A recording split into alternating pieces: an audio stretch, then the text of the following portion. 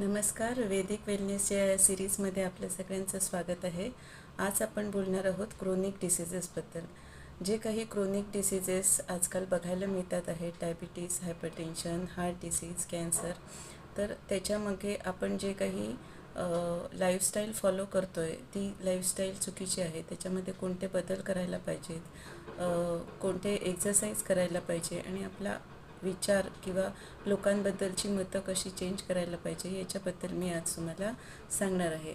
आपण जे काही डाएट घेतो ज्याच्यामध्ये बरेचसे पदार्थ हे कार्बोहायड्रेट एनरिच असतात, ज्यामध्ये असं आपण बरंचसं कार्बोहायड्रेट घेतो आणि आपलं एक्सरसाइज नसल्यामुळे ते पूर्णपणे पचलं जात नाही आणि त्याच्यापासून आमनिर्मिती होते आणि ही आमनिर्मिती पुढे जाऊन वेगवेगळे डिसीजेसमध्ये रूपांतर होते. तर आपल्याला आपल्या शरीराचं मेटाबॉलिझम इम्प्रूव्ह करणं फार आवश्यक आहे.